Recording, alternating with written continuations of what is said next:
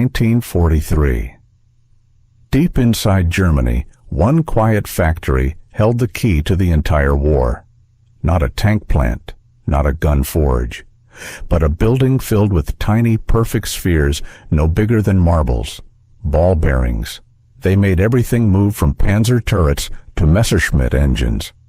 And when the Allies discovered that Germany's entire supply came from just a handful of factories, they realized the war could be won not by bullets or bombs, but by destroying motion itself. This is the story of how the Allies tried to stop a war machine by attacking its smallest part, and how Germany's failure to rebuild would change the future of warfare forever.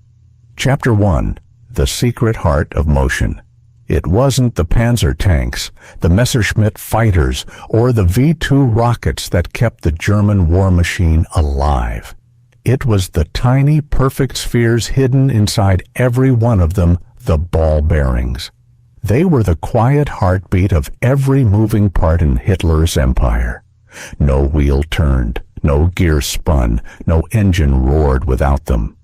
And in the late 1930s, Germany had built the most advanced ball-bearing industry in the world. Factories in Schweinfurt, deep in Bavaria, turned out millions of the polished steel orbs every month, each one a product of precision metallurgy, heat treatment, and grinding technology that no other country had yet mastered. These bearings were essential to the rhythm of war. A Panzer S turret required hundreds of them to rotate its 75mm gun. Every Daimler-Benz aircraft engine used more than 2,000. Even the V-2 rocket, the weapon of the future, relied on the same small pieces of steel perfection that powered a bicycle. If these bearings stopped, the entire Reich would seize up. Before the war, Germany's supply chain was deeply connected to Sweden, home of SKF Svenska Kullerfabriken, the largest bearing manufacturer on Earth. Through a combination of trade and pressure, SKF shipped enormous quantities to both Britain and Germany before 1939. But when the war began, Berlin tightened its grip, ensuring that the Swedish exports flowed one way only. By 1942, Germany had become dangerously dependent on a few key plants, mainly those in Schweinfurt, controlled by FAG Kugelfischer, SKF Germany, and VKF. These facilities employed tens of thousands of workers and ran day and night under blackout curtains, guarded by the Luftwaffe. To the Allied planners watching from London, they became something more than factories. They became targets. In Britain, analysts at the Ministry of Economic Warfare started to notice a pattern. Every captured German tank, truck, and aircraft had the same labels on its components: FAG, VKF, SKF. The conclusion was shocking. Germany's entire industrial mobility rested on one point of failure: destroy Schweinfurt, and you don't just stop the tanks, you stop motion itself. It was a dream target for a new kind of warfare, strategic bombing, the idea that precision attacks on key industries could cripple a nation faster than any battle. If Britain had survived the Blitz by protecting its cities, perhaps the Allies could end the war by striking Germany's factories. But there was a catch. Schweinfurt lay deep in the heart of Germany, nearly 400 miles from Allied bases in England. Reaching it meant flying across occupied France, past hundreds of flak batteries and Luftwaffe interceptors. The B-17s could make it there barely. They could drop their bombs, maybe, but they couldn't have come home with fighter escort. Still, the logic was irresistible. Destroy those ball-bearing plants, and the gears of the German war machine would grind to a halt within months. Engines would fail. Trucks would rust in place. Tanks would become bunkers. Inside the U.S. 8th Air Force headquarters in High Wycombe, England, maps of Germany covered the walls. Pins marked cities like Hamburg, Essen, Regensburg, but Schweinfurt stood out, circled in red ink. It wasn't a city of soldiers or guns. It was a city of steel marbles, and if those marbles shattered, the entire Nazi war effort would collapse. Colonel Curtis LeMay and General Ira Eaker understood what they were attempting: to destroy the industrial nervous system of an entire nation with one decisive blow. The Allied High Command approved the mission. It would be called Operation Point Blank, a direct assault on the vital organs of the Reich. Few realized at the time that they were about to send hundreds of men into one of the most brutal air battles in history for the sake of tiny steel balls no larger than a thumbnail. The world's deadliest machines were now chasing the world's smallest parts. And in that irony lay the future of industrial warfare, a truth both sides were about to learn in fire and blood. Chapter 2. The Allies discover the weak link. By early 1943, the Allies had a growing suspicion that the path to victory might not run through battlefields at all, but through the factories that fed them. While generals debated strategy, a quieter war unfolded inside the offices of British economists and American intelligence officers.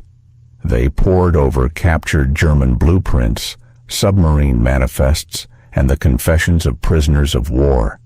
Each detail told the same story. Germany's war machine was vast, complex, and fragile.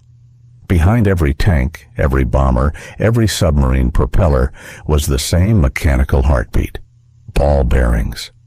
And those bearings came almost entirely from one place, the Bavarian city of Schweinfurt. The revelation didn't come from a spy or a code breaker, but from the meticulous work of analysts like Albert Speer S., opposite numbers in London, men such as Solly Zuckerman, a zoologist turned strategist who had studied the anatomy of destruction during the Blitz. He believed an industrial economy like a body had organs. Destroy the right one, and the whole organism collapses. For the Reich, Schweinfurt was that organ. Reports confirmed that nearly 70 of Germany's entire bearing production was concentrated in just 5 factories clustered around the city. Without them, nothing could move. And without motion, there could be no war. But in Washington, General Hap Arnold saw an opportunity. If bombers could cripple Schweinfurt, the Luftwaffe's aircraft production would collapse, panzer divisions would grind to a halt, and the U-boat fleet, starved of precision machinery, would die in the docks. It would be, as one report put it, the single most decisive air operation of the war. But there was one problem. The bombers had to get there first. At the time, the U.S. 8th Air Force was still proving its strategy of daylight precision bombing. The B-17 Flying Fortress could fly high and hit hard, but only if it could survive the trip. And Schweinfurt was nearly 400 miles beyond the range of Allied fighter escort. No Spitfires, no Thunderbolts, nothing could protect the bombers once they crossed into Germany. It would be the longest, most dangerous bombing mission yet attempted. Intelligence photos showed Schweinfurt surrounded by layers of flak batteries, radar-guided searchlights, and Luftwaffe airfields teeming with interceptors. But the potential reward was too great to ignore. Destroy the ball-bearing factories, and the Reich would collapse within months. At least, that's what the math said. One British analyst described the logic in chillingly simple terms. A tank without fuel stops. A tank without ball bearings never starts again. In briefing rooms across England, commanders drew red lines from air bases in East Anglia to targets deep inside Germany. Regensburg, home to Messerschmitt production, and Schweinfurt, the beating mechanical heart. The plan was to hit both in one day, forcing the Luftwaffe to split its defense. Operation Double Strike would send more than 300 bombers across Germany in a single daylight raid, the largest yet attempted. The crews were told it could change the course of the war. But in hushed voices, mechanics whispered another word: suicide. They knew the range. They knew the fighters couldn't go that far, and they knew Schweinfurt was no ordinary target. It was a fortress city wrapped in flak and steel. Still, orders were orders. On the morning of August 17, 1943, hundreds of engines thundered to life across the English countryside, the air filled with the sound of propellers and the smell of fuel. The men climbed aboard their flying fortresses, unaware that the mission ahead would become one of the most costly air battles in American history, and that the truth about Schweinfurt as weak link was far more complicated than anyone had imagined. Chapter 3. The Schweinfurt Raids, August 17, 1943. Dawn broke cold and pale over eastern England as 376 B-17 flying fortresses lined up on muddy airstrips, their 4 engines coughing blue smoke into the air. Inside the bombers, crews went through the same motions they had done dozens of times before, checking oxygen masks, adjusting bomb bay levers, whispering last prayers. But this mission was different. Their target wasn't a city or an airfield. It was a single idea: motion itself. The tiny ball bearings that kept the German war machine turning. The mission plan was called Operation Double Strike. Half the bombers would hit Regensburg, home of Messerschmitt aircraft production. The other half, those who drew the shorter straw, would head for Schweinfurt, deep in Bavaria, where the Reich S bearings were born. It was the most ambitious daylight bombing operation of the war, and it would test every belief the Americans held about air power. At 8:00 a.m., the first waves thundered into the sky. Hundreds of silver giants rose through the morning mist, engines synchronized like a steel heartbeat. From the ground, farmers and factory workers looked up in awe at the spectacle, the largest formation of bombers they had ever seen. Each B-17 carried 10 men, 12 50-caliber machine guns, and 4 tons of high explosives. Together, they formed a flying city, a slow, deliberate armada crawling toward the heart of Hitler's Germany. But once they crossed the coast of France, the sky turned hostile. German radar had already seen them coming. Fighter groups scrambled from bases across Belgium and northern Germany, Messerschmitt Bf-109s and Focke-Wulf 190s streaking into formation. They would have 400 miles to attack before the bombers reached their target. Oh, Weyrum, the first fighters hit near Eupen. Explosions and contrails ripped through the sky as the Luftwaffe swarmed. One by one, the bombers began to fall, not in fireballs, but in slow, agonizing spirals, engines aflame, wings shearing off. Crewmen bailed out into the thin, freezing air, their parachutes tiny white dots against the blue. The gunners fought back relentlessly, their turrets blazing, tracers arcing through the clouds. But the odds were overwhelming. There was no fighter escort. The P-47 Thunderbolts had turned back long ago, their fuel tanks empty, their range too short to help. For 2.5 hours, the battle raged in the sky. Entire bomber groups were shredded before they ever saw Schweinfurt. Still, those that survived pressed on, guided only by their instruments and the flickering light of flak bursts ahead. At 2 p.m., they reached the target. Schweinfurt lay below a small industrial city surrounded by green fields and the main river glinting in the sun. Flak erupted immediately. Hundreds of black puffs filled the air, each one a shell exploding at 20,000 feet. The bombers flew straight into it. Bomb bays opened.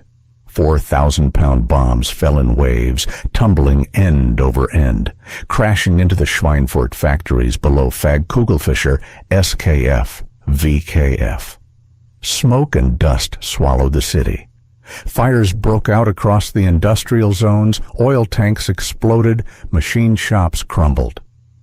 Through the Bombardier S. Norden sight, the view looked perfect, a clean strike on the heart of German production. But in reality, the damage was less decisive than hoped. The factories were hit, yes, but the machinery, deep inside reinforced halls, mostly survived. The Germans had learned. They had reinforced their plants, spread production across underground sites, and stored millions of bearings in reserve. The Allies had burned Schweinfurt, but they hadn't stopped it. The cost was catastrophic.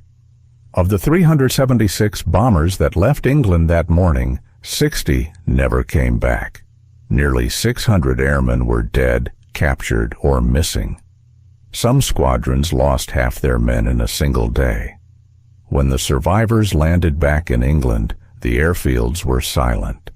Mechanics counted the empty revetments in disbelief. For the first time, commanders questioned whether daylight precision bombing was worth the price. One pilot, covered in oil and blood, said quietly as he stepped from his bomber, "We bombed Schweinfurt, but Schweinfurt bombed us back." In the factories below, the Germans had already begun repairs before the smoke cleared. Within weeks, production resumed. The bearings kept rolling off the lines, and in Washington and London, the painful truth settled in. Germany's weak link was not so weak after all, but the Allies weren't done. They would come again, this time with new tactics, heavier escorts, and a deeper understanding of what it truly took to break an empire built on steel. Chapter 4. When strategy meets reality. When the surviving bombers limped back to England, their fuselages were shredded like tin foil, their crews half deaf, half frozen, and entirely disillusioned. For days afterward, airfields across East Anglia were lined with damaged B-17s, their wings peppered with holes, their nose art blackened with soot. The mission to Schweinfurt had been a mathematical success. On-paper factories bombed, tonnage dropped, bearings disrupted. But to the men who flew it, it felt like a massacre. 60 bombers gone, 600 men missing. And for what? Within weeks, Allied intelligence confirmed what the crews already feared. Schweinfurt was still producing. Despite the fires, despite the damage, the German engineers had rebuilt. Speer's Ministry of Armaments simply shifted output to smaller satellite plants.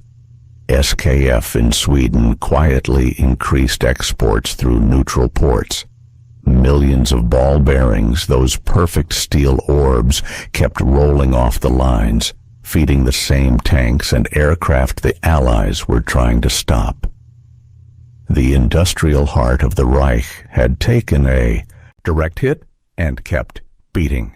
In London, Winston Churchill reviewed the bombing reports in silence. For months, he championed the idea that air power could break Germany without another Somme, that technology could replace slaughter. But now the numbers told a colder truth. Industry, not cities, was proving far harder to kill. One British intelligence officer put it bluntly in a memo. "We bombed their heart, but the arteries rerouted overnight." The precision bombing dream had met the reality of industrial resilience. Destroy a single plant, and the Reich would scatter production into caves, tunnels, and dispersed workshops. The German war machine was not a single factory. It was an organism designed to adapt under pressure. Still, the Americans refused to give up. They returned to Schweinfurt in October 1943, this time with 291 bombers. The mission became known as the Second Schweinfurt Raid, a desperate attempt to finish what the first one had started. But the Luftwaffe was ready. From the moment the formations crossed the Rhine, wave after wave of German fighters fell upon them. Bf-109s dove head-on into the bomber boxes, firing 20mm cannons into the nose of the lead ships. Focke-Wulf 190s attacked from above and below, their rockets tearing through formations. Radio transmissions filled with chaos, shouts, screams, and static. Entire squadrons vanished into the haze. When it was over, another 60 bombers were gone, another 600 men killed or captured. The Americans called it Black Thursday. The message was clear. No matter how brave the crews, no matter how advanced the Norden bomb site, no matter how noble the strategy bombers alone could not win the war. But buried in that disaster was a revelation. Pilots reported seeing German fighters peel away not because of damage, but because they were running out of fuel. Factories were running non-stop, but refineries were beginning to fail under Allied pressure. The ball-bearing raids hadn't crippled production, but they had forced the Reich to spend precious resources on rebuilding, repairing, and relocating. The Allies were learning, painfully, that war wasn't just about destruction, it was about disruption. Strategic bombing wouldn't win by erasing cities. It would win by forcing Germany to spread itself thin, by breaking the efficiency that had made the Nazi war machine terrifying in the first place. In the ruins of Schweinfurt, amid the burned-out machinery, German workers swept the factory floors, gathering thousands of warped, blackened bearings into piles. One foreman, his face streaked with soot, was overheard saying, "They think they can stop the war with this." He laughed bitterly. "We'll make more," and they did, at least for now. But far above those factories, a new kind of war was being forged, one not of courage alone, but of technology. A war that would soon bring a weapon capable of turning even Schweinfurt into dust. The Allies just needed one more piece, a fighter that could go the distance. Chapter 5. The Turning Point in the Skies. By the winter of 1943, the Allied air war hung by a thread. 2 Schweinfurt raids had cost more than 1,000 airmen. Entire bomber groups were nearly wiped from existence. Morale plummeted. Even the most hardened crews began to question the logic of flying straight into hell for targets that refused to die. General Ira Eaker, commander of the 8th Air Force, wrote in his journal, "We are bleeding ourselves to death over Germany. Unless we find a way to protect our bombers, daylight bombing will die." But on the horizon, salvation was taking shape not in the form of a new bomb or radar system, but in the sleek silhouette of a fighter that would change everything. The P-51 Mustang. The P-51 was a paradox born of necessity and luck. Designed by the North American Aviation Company in just 117 days, it was originally meant for the British, a quick, cheap fighter for export. The early versions were fast at low altitude, but underwhelming in combat. Then came the twist of fate that turned it into a legend, the Rolls-Royce Merlin engine. British engineers proposed mating the American airframe with the same supercharged engine that powered the Spitfire. When test pilots first took it to the skies in late 1942, they were stunned. The plane climbed faster, flew higher, and could match a Messerschmitt Bf-109 in combat and beat it at range. But what truly made the P-51 revolutionary was its fuel efficiency. With drop tanks, it could escort bombers all the way to Berlin and back. For the first time, the flying fortresses would have Guardian's angels of aluminum circling above them, striking down anyone who dared attack. By early 1944, the Mustang entered service with the 8th Air Force, and instantly the skies over Europe changed. The Luftwaffe, which had ruled the upper air for years, now found itself hunted. P-51s didn't just protect the bombers, they went after the hunters. They chased German fighters back to their own airfields, strafing runways, fuel depots, and even hangars. German pilots began calling the new arrivals Teufel mit Flügeln, devils with wings. The strategic equation had flipped overnight. The bombers were no longer alone, and the Luftwaffe was bleeding pilots faster than it could train replacements. Meanwhile, the Allies didn't forget Schweinfurt.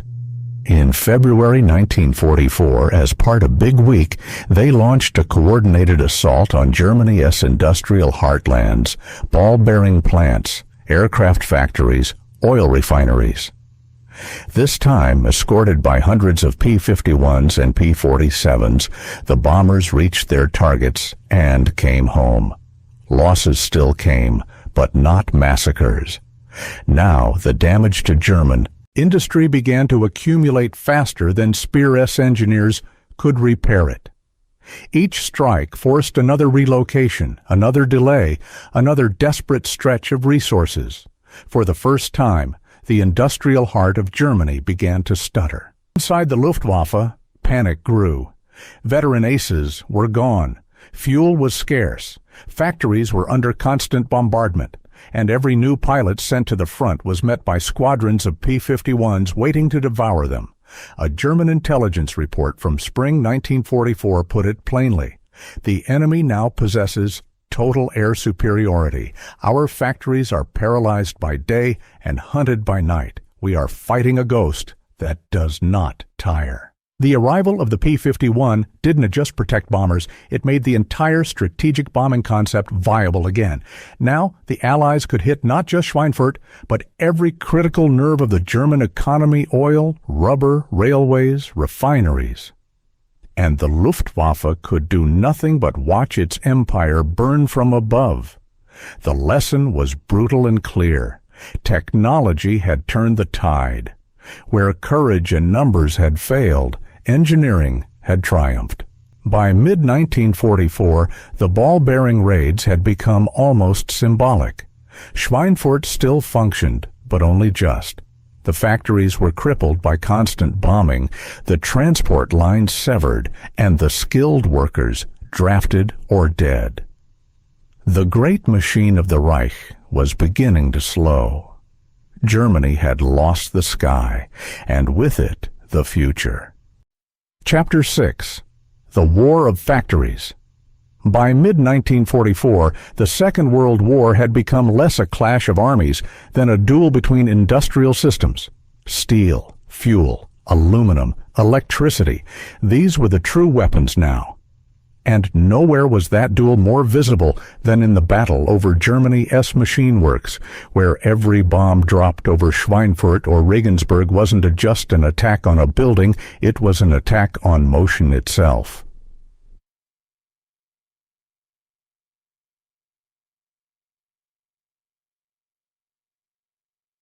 In Berlin, Albert Speer, the Reich Minister of Armaments, had turned German industry into a war of spreadsheets and desperation. He knew the Allies could outbuild him by 10-1, but he believed in the miracle of German efficiency, that with enough discipline and ingenuity, Germany could survive the storm. Factories were dispersed into forests, caves, and mines. Blueprints and tooling were duplicated across dozens of hidden sites. Entire workshops were dismantled and shipped by rail to Austria and Czechoslovakia, where Allied bombers couldn't yet reach. It worked for a while. Even as Schweinfurt burned, ball bearings kept coming off the lines just slower, dirtier, costlier. Each new relocation drained manpower, each power outage halted production, each bomb crater in a rail line delayed shipments by days. The German economy was no longer producing, it was surviving. Across the Channel, the Allies were conducting the opposite experiment, a symphony of mass production. In Detroit, Pittsburgh, and Chicago, the assembly lines ran 24 hours a day. Liberty ships launched every week. P-51s rolled off production lines faster than Germany could build training aircraft. By 1944, the United States was producing 96,000 aircraft a year, more than Germany, Japan, and Italy combined. And yet, Allied planners weren't content with sheer numbers. They had learned from Schweinfurt. The new strategy wasn't to destroy one factory, it was to paralyze the system. The target list changed. Synthetic oil refineries, rail yards, truck depots, transformer stations, anything that made the Nazi machine move. The results were devastating. By autumn, German locomotives were running on fumes. Tanks rolled out of assembly plants only to sit immobile for lack of gasoline. Ball bearings piled up in warehouses with no trucks left to deliver them. The once feared war machine had become a steel statue, perfectly engineered, perfectly useless. In Speer's secret memos to Hitler, the panic was visible between the lines. Production targets cannot be met. Our transportation network is collapsing. We are using horses for supply once again. It was a confession of defeat not on the battlefield, but on the factory floor. Germany, the nation that had once symbolized mechanical precision, was being undone by the very laws of logistics it had mastered. Inside Allied intelligence rooms, analysts studied aerial photographs of Schweinfurt taken after the latest raids. The city was a skeleton, roofs missing, smoke drifting from gutted workshops. And yet, deep underground, some machines still turned. A few thousand bearings still rolled off battered lathes each week, assembled by forced laborers working by candlelight. But they no longer mattered. By 1945, the war had shifted beyond the point where a single component could save the Reich. Even with bearings, there was no fuel to turn the engines, no oil to lubricate the gears, no pilots left to fly. The war of factories had been won not by courage or cunning, but by endurance, by the side that could build faster, ship farther, repair quicker, and never stop. For the Allies, the victory at Schweinfurt was not measured in craters, but in the silence of German machines that could no longer move. In a war fought across continents, it was a lesson written in smoke and steel. He who controls history. Chapter 7, Lessons from a Broken Machine. When the smoke finally cleared over Germany in 1945, what remained was not just a defeated army, but a shattered idea. The myth of the unstoppable German machine had died, not on the battlefield, but in the factories that no longer hummed. Historians would later call it the defeat of efficiency. The very system that had made Germany powerful. Its precision, its centralization, its obsession with perfection had become its greatest weakness in the face of a war that rewarded flexibility and scale. Inside the ruins of Schweinfurt, Allied engineers walked through what was left of the once proud bearing plants. The air smelled of oil and ash. Rows of shattered lathes lay under twisted beams. Half-finished bearings, frozen mid-production, gleamed under a thin layer of dust. It looked less like a factory and more like a fossil, a snapshot of a machine that had simply stopped breathing. In Speer's final reports, found after the war, he admitted the truth plainly. We could rebuild, but not faster than they could destroy. That sentence became the epitaph of Germany's industrial war. For every factory the Reich moved underground, the Allies built a dozen new ones above ground. For every engineer killed or captured, America trained 10. For every factory bombed, Britain repaired 2. Germany had bet everything on craftsmanship and control. The Allies won through chaos and capacity. The ball-bearing campaign, once seen as a failed experiment, was now recognized for what it had really been, a lesson in the evolution of strategic warfare.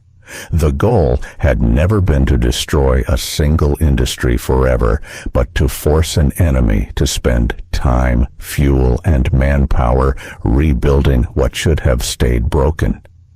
Every bomb dropped on Schweinfurt echoed across thousands of miles of railway, in the trucks that didn't arrive, the engines that seized up, the planes that never took off.